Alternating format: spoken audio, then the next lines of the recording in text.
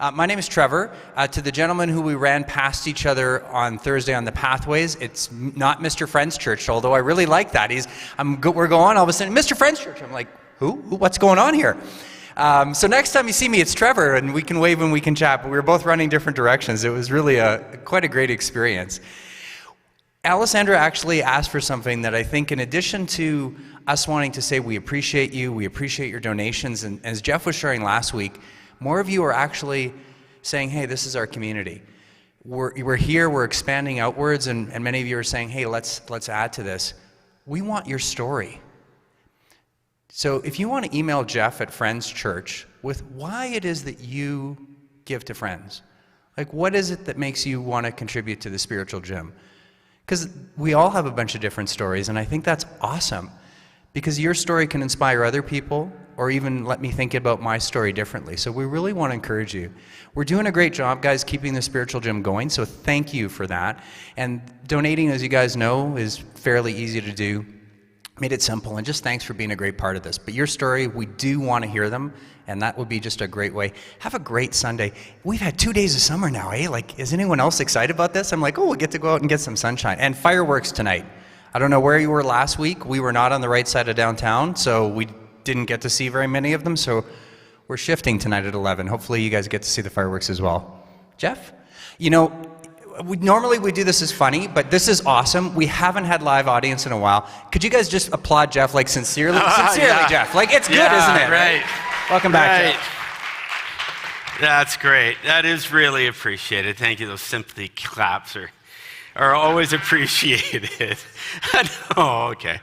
Thanks, Trevor, and thank you to the band. It's painful not singing. I'm a singer. I love to sing. Oh, I don't know if I'm a singer, but I love to sing, and so that's going to take a little time. I was breaking the rules a few times. I'll admit to it, but then I catch myself. Hey, welcome everyone to Friends Church, and to those that are watching.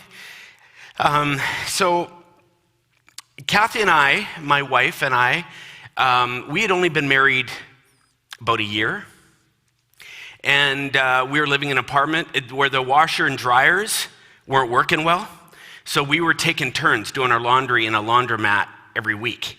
It was my turn. I found a laundromat that was right near the place where I was working, and so I had the system worked out. I would go in right before I would go to work, put in a whole bunch of loads of wash, come to work at around coffee time, 10:30, I would run over to the laundromat, flip everything into the dryers and do all that stuff, and then come back to work, and then I would rip back at lunch, pull out all the stuff, and be done. So anyways, I had done it. Everything was in the dryers. I was coming back to get all the stuff out of the dryers.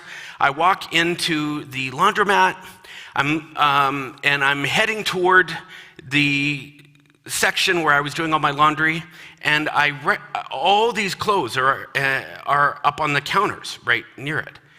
And as I'm walking closer, I'm going, hey, those are my clothes. Those are my underwear. I was like, what the heck? I get over there and I realize, whoa, all my stuff had been folded. All our stuff had been folded and was up on the counter. And I'm just in this state of shock. All of a sudden I'm looking around. There's a couple women in the building, in the room, and so I quickly walked over to them and I'm kind of, did you fold these? And they're kind of looking at me with this blank stare, like, no. It might be that woman out there. And they pointed to this woman who was out at her car getting all loaded up, ready to go. So I beelined right out to this woman who's at her car, and I looked at her, I said, ma'am, did you fold my laundry in there? And she was so sheepish. She said, oh, it's no big deal.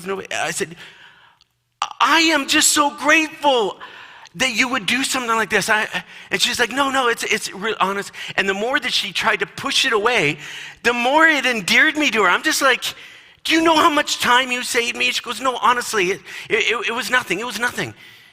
I reached in my pocket, grabbed a $10 bill. At that time, newly married, we didn't have a whole lot. That $10 bill was felt like a 50 these days. I just said, take this. She said, I'm not taking your money. I said, no, you're taking it. She said, I'm not taking your money. I said, I'm going to throw this at you and it's going to land on the floor. And so I gave it to her. She got it in the car and she was shaking her head. I walked in, grabbed all this stuff, loaded it up. I come back to work. I'm like, you guys, you won't believe this. I'm telling the guys at work. I get home that night. I haul in these bags of laundry. Kind of, there we go, Kath. She's like, wow, this is nicely folded. I said, only the best for you.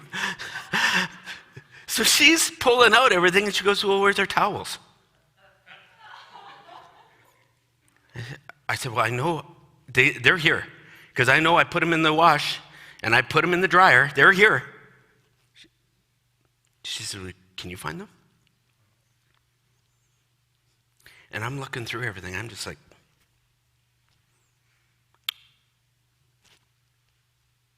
no way. All of a sudden, I'm like, it's the painful kind of realization starts dawning. That woman stole our towels. These towels, we just got married. We got a whole bunch of these beautiful plush bath sheets given to us for our wedding. They were like gold, all right? There's no way we're going to be replacing those things. And all of a sudden, I'm just like, Cathy's going, what woman? I said, this woman folded all the laundry.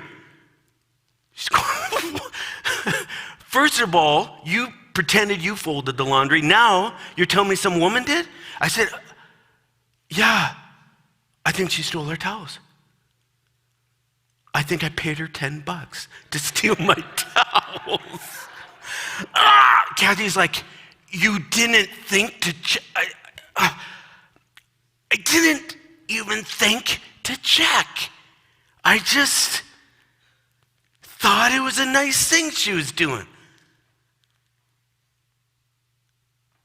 The other day, I'm on Kijiji. Well, I've been on Kijiji a lot. Bought a lot of things off Kijiji. It's been good to me. I find this chop saw I need. Been looking for one for a long time. This guy's selling it for a great deal. It's so good, I tell him right over the line, I'll offer you this. He says, I'll take it. It's like, what? I'm telling my boys, you won't believe the deal I got. We go over there to pick it up. He's got it all folded up, includes this big stand, whatever. I'm like, this is great. I said, I should maybe just have you kind of set it up. I just want to see it run. So he gets it set up. Made a little bit of a weird noise right at the start, but I was like, no, after that, it's all right. Probably just a little something, needs a little oil. We get it home. We pack it all up. I hand him the cash. It's like, get the car, honey. Get the car started. I was like, I got this deal. We get home. We unpack it. All of a sudden, I begin realizing, this thing was not as good of a deal as I thought it was. That's broke. The blade was really dull, so I said, well, let's change the blade. I can't even get the blade off. It's been heated up so bad. I go to turn it, I'm like, that stop doesn't work the right way. I said, well, so Austin's there, and he's playing around. I said, just turn that dial. Dial breaks. I'm just, oh my gosh.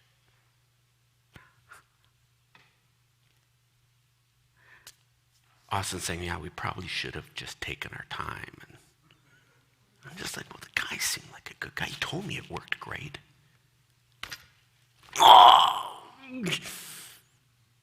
Why did he told me it's been such a good size, moving to an apartment, doesn't have the room anymore.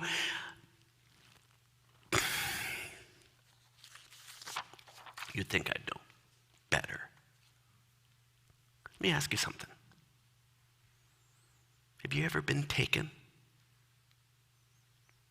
Someone ever cheated you out of something? Someone ever lied to you about something, ended up costing you something?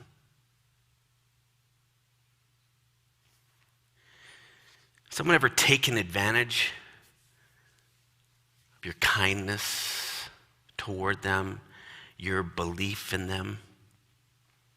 They pretended to be something perhaps that they weren't. You just took it at face value and then found out the truth later. Sadly, this doesn't just happen with strangers. It doesn't just happen to people on Kijiji or in a laundromat. These kind of things can happen with people we love deeply. Family members, our own kids, our best friends.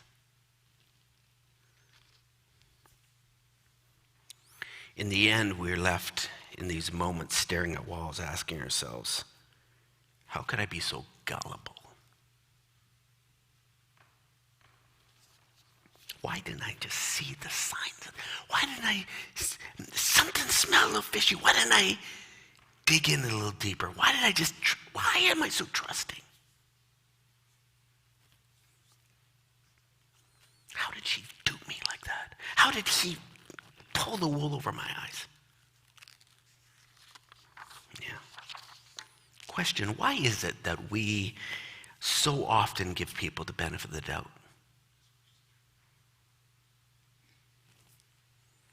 Why do we so easily set ourselves up for these potential disappointments, heartbreaks, sometimes even personal harm by trusting people too much?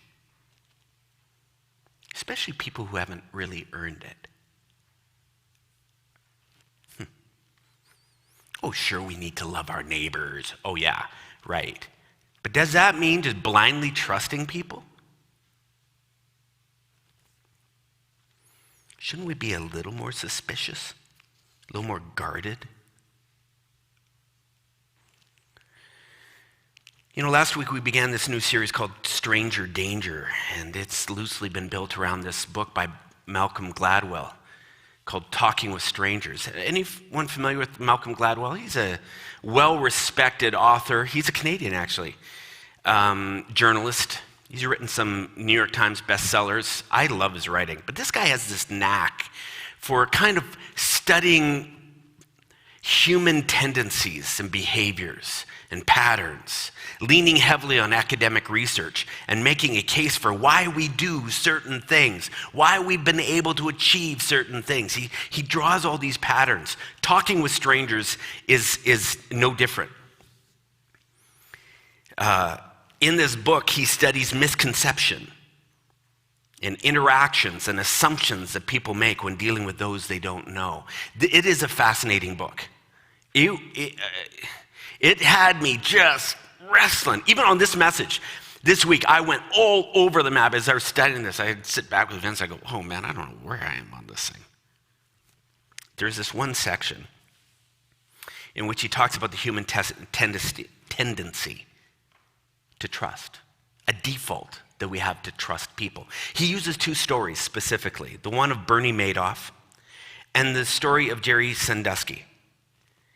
Let me just tell you them quickly and show you kind of what he pulled from these stories. Bernie Madoff was a Wall Street legend. He was a financier in downtown Manhattan throughout the 90s and early 2000s. He'd been around a lot longer, but prominent in those years. He became well known for being able to turn large profits with his investing knowledge.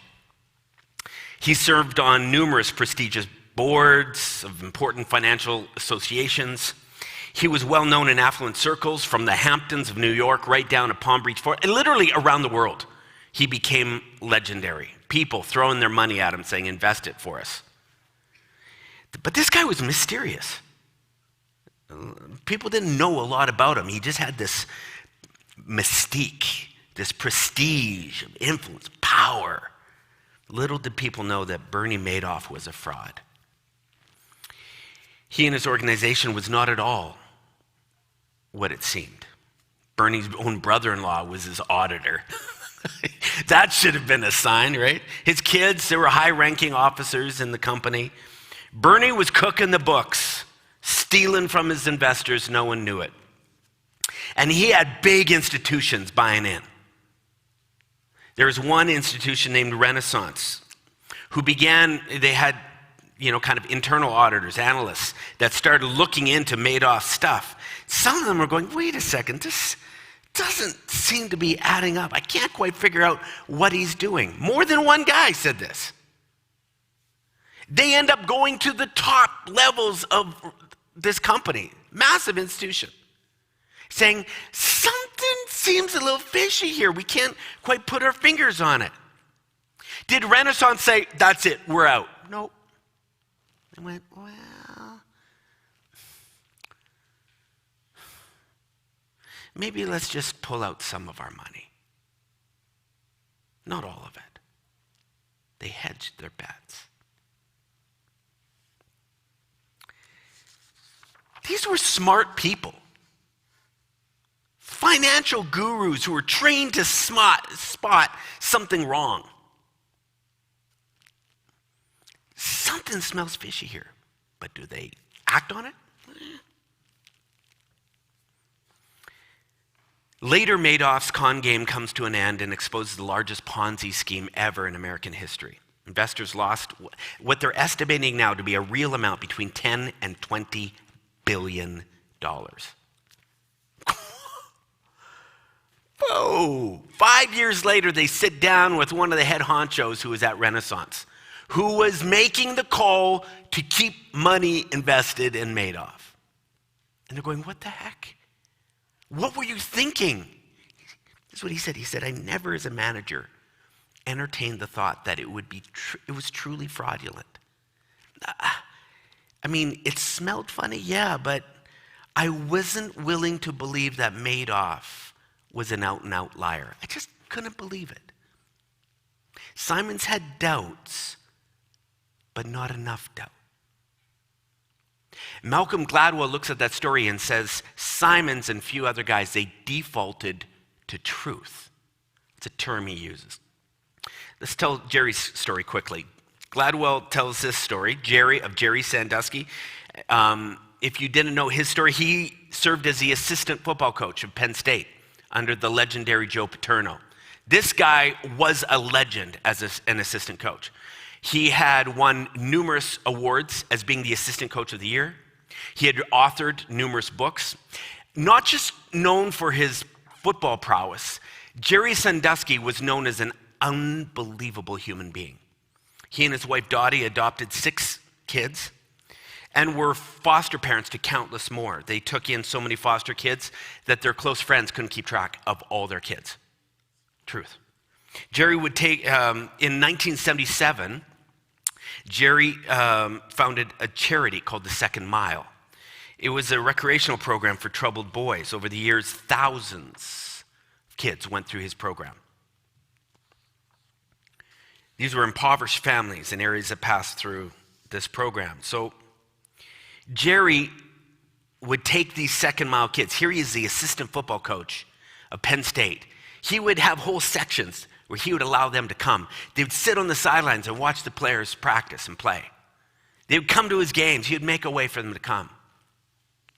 He would wrestle with these kids. He would give them gifts. He would take them on trips. He would bring them into his home, many of them being raised by single moms. He said, I just want to be the dad for them that they didn't have. He was applauded again and again, numerous magazines lauding his efforts, praising him for making a difference in the lives of kids. But in 2011, it all changed when Sandusky was arrested.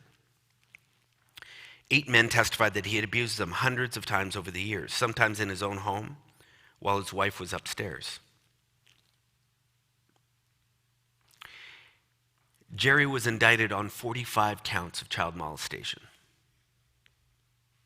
In hindsight now, it's disturbing to hear that the first report of abuse came way back in 2001. This is 10 years before he was indicted.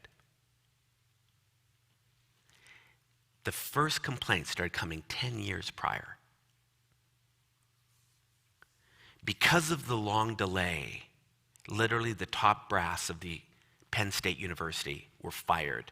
In fact, the president of the university was charged with child endangerment. Did prison time. Now we ask, why did it take so long to do something about this guy? The complaints were there.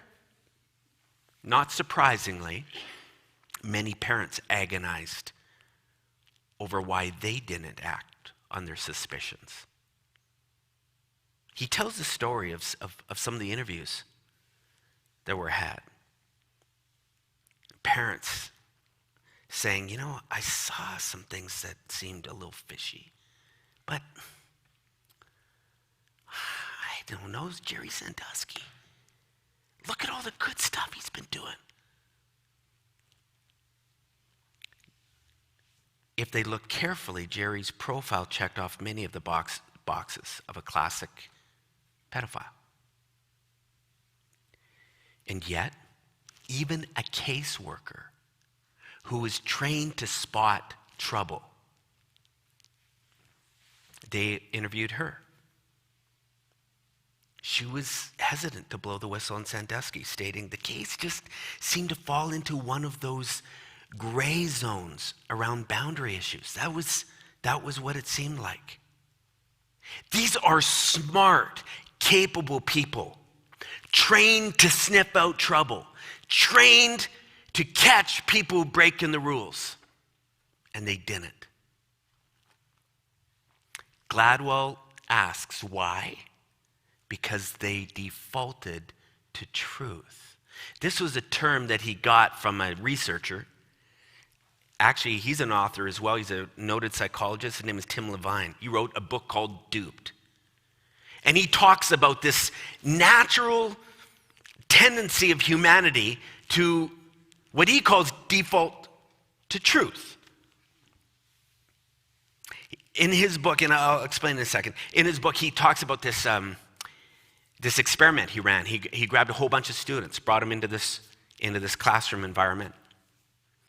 Rachel, the instructor, handed out this trivia test. They were told that the one scoring the highest marks will win a cash prize.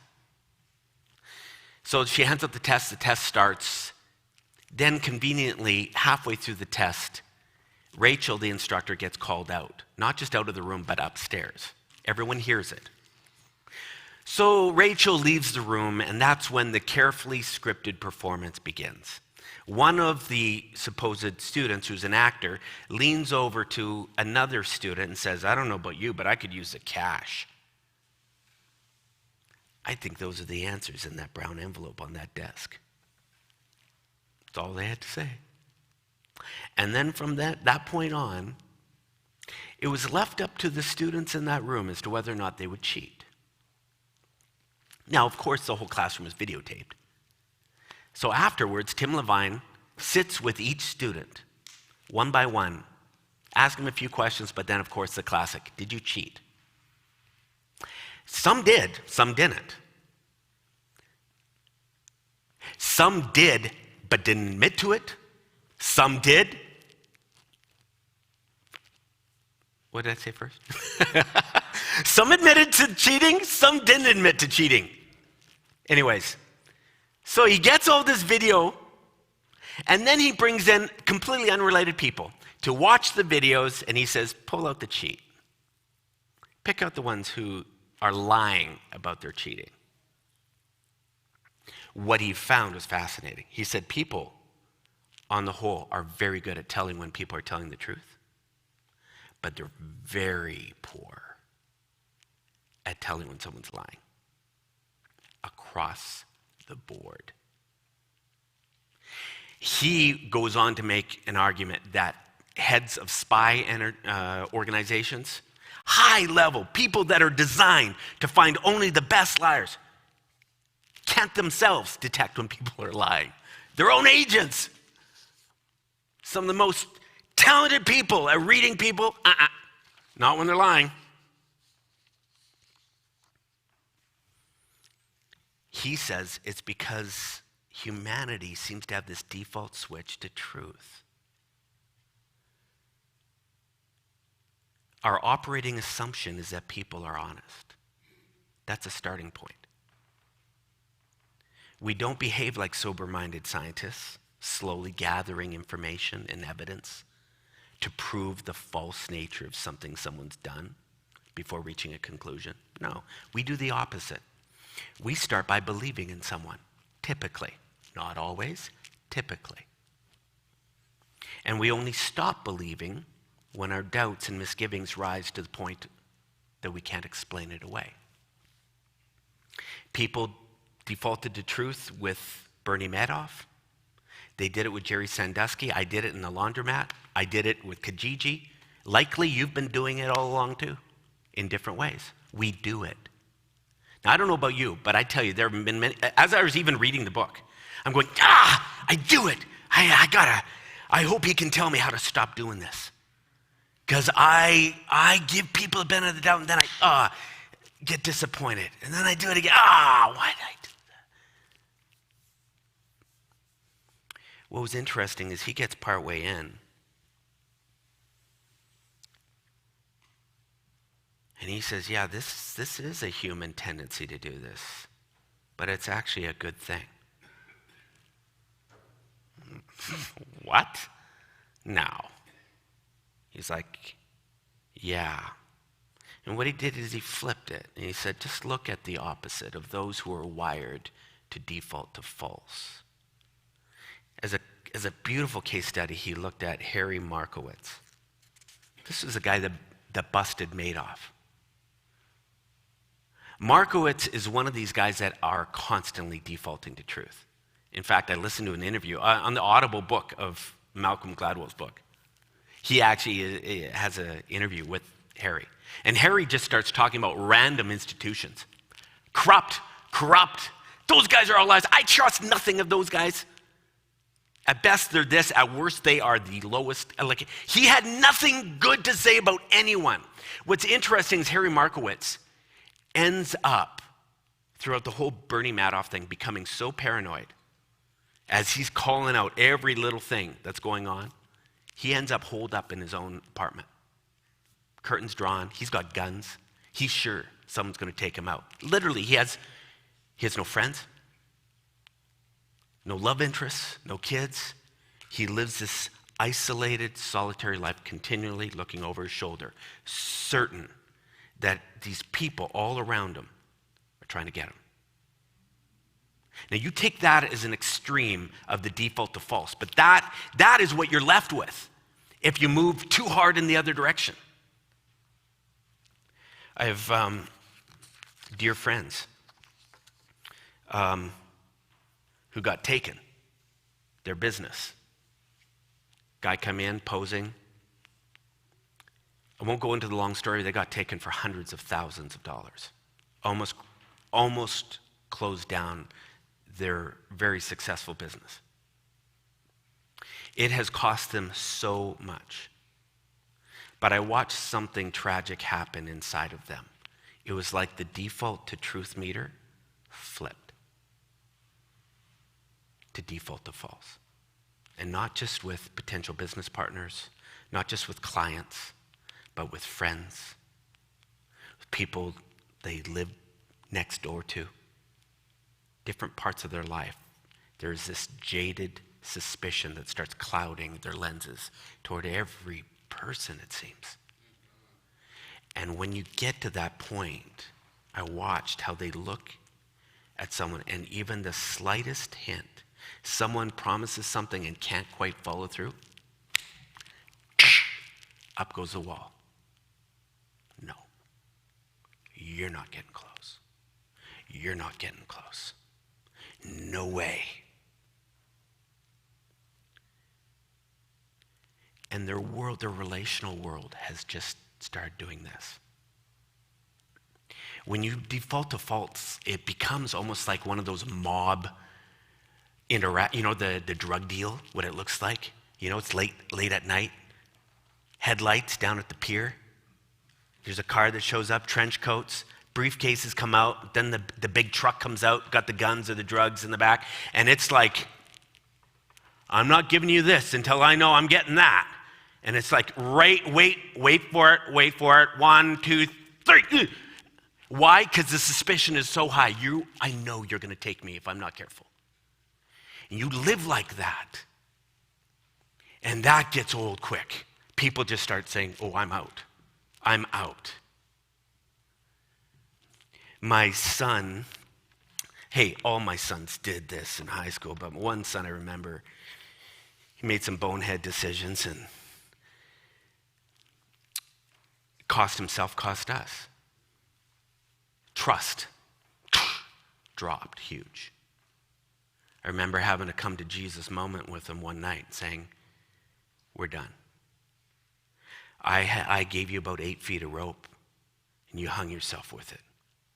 So as of now, you got no rope. You will earn every little piece of rope back. And in that contrite moment, he said, of course, I'll do whatever. So over the next number of weeks, it was like, prove to me what time you came home. Prove to me who you were with. Prove to me your marks. Prove to me that you did what you said. After a while,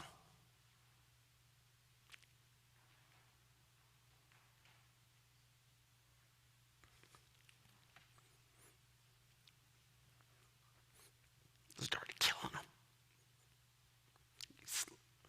I remember at one point he said, Dad, I need you to believe in me.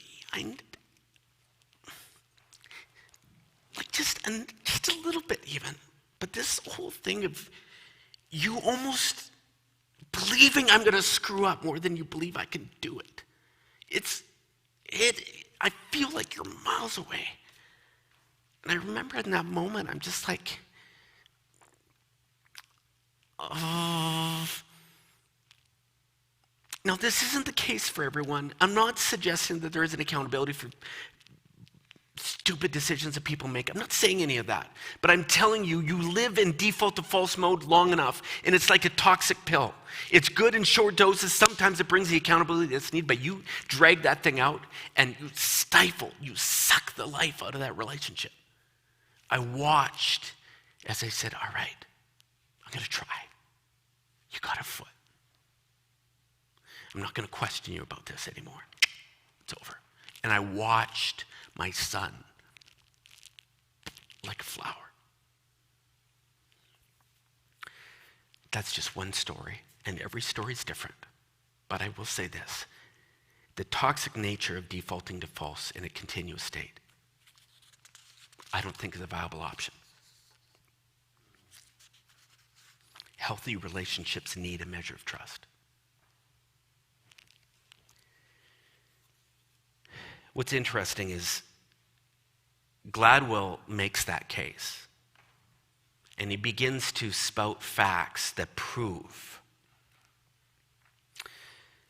that though we hear the stories of Madoff and Sandusky, and it's like every con, every guy that pulled something out there, that's what's making the news. Because we hear all those stories, it can give us a false sense of what's really going on. He makes a very strong argument that in actuality, the overwhelming majority of people we live around and work with are not cons.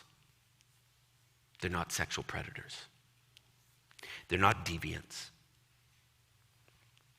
They're good and decent people. Overwhelming majority. Gladwell points out that the statistics actually make a strong argument that most people can be trusted. Most people. And that by giving people the benefit of the doubt, most often it leads to favorable outcomes in their lives. The benefits of trusting people, giving people even a bit, even 6 inches, even 10, 12, of defaulting to truth with people around us, even knowing the odd Kijiji deal is going to go bad. The odd person might take you in a laundromat. Now, that's been 30 years.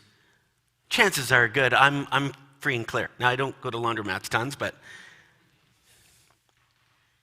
despite the odd deal going down, odds are that the benefits of living this way with a default to truth far outweigh the alternative. Now, I'm not going to ask you to blindly trust people this week. I'm going to challenge you to use your brain. I'm going to challenge you to use wisdom, to do your best to discern if something smells fishy. We can always ask more questions. We can always say, hey, help me out here. Something's not adding up. We can do those things. So I'm not encouraging you to do the opposite of that. But how about this? How about when something doesn't go as planned? How about when someone does disappoint you? You end up getting the raw deal that you didn't see coming. How about we stop villainizing ourselves? Beating ourselves up for defaulting to truth. Because everyone gets duped at some point. The smartest false meters of the world miss it as well. We're all going to get duped at some point. How about we don't beat ourselves up for taking a chance, for giving someone the benefit of the doubt? How about we stop asking ourselves, wow, could I be so stupid? No, there's probably a good reason. You, along with millions of others, because we trust. How about we practice acceptance of some of the things that have happened? Things in the past where maybe you got burned. You keep looking back going, God, why did I give into that? Why did I not see that?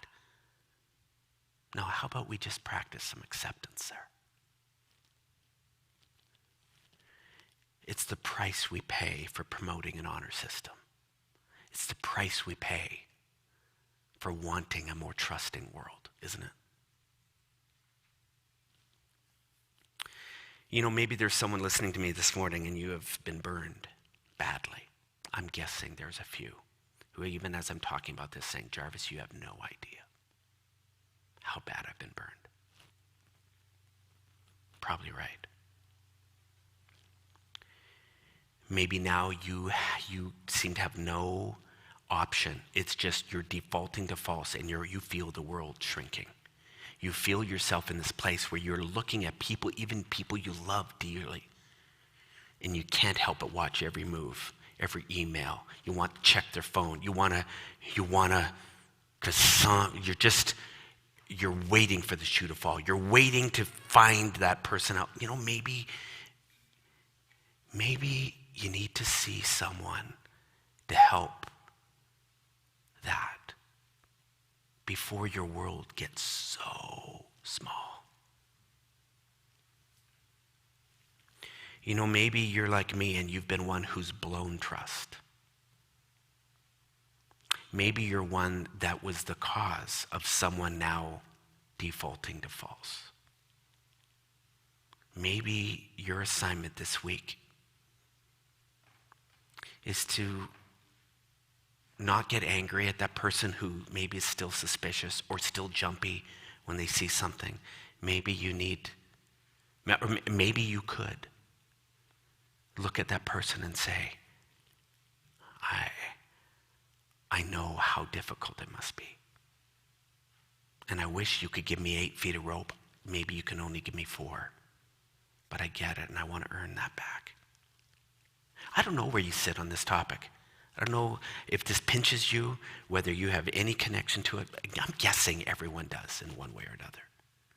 And my hope is that regardless of where you are, you will find something you can act on this week to build more your world around you into a default to truth. That is the most beneficial way to live. It is the most efficient. Oh, it's a wonderful thing when you can sit there and say, hey, I'll be there in 20. And the guy says, you promised me. Yeah, Do I have to text you? I'll be there. May we build a more trusting world this week. That's my hope for you. All right. This is legendary. It's 11:28. All right. I'm rarely early. So, hey. No, I'm joking. I won't. I hope you guys, you know what? I want to say a prayer. And a prayer is not like this magic pill that you hit and, God does this, fixes everything for you. But prayer for me is just a calling on the deep and sacred to support and help me. God, this is what I pray today. I want to be a more trusting individual. And I want to be more trustworthy. I prayed that you would bring to my attention this week, that I would be intentional about restoring faith, about going easy on myself for times when I believe the best. It just help me to be mindful of this. For anyone in this room, anyone listening to this podcast, I pray the exact same thing. Amen. Have a phenomenal week this week. Next week, part 3, stranger danger. You won't want to miss it. It's going to be good. Have a fantastic day.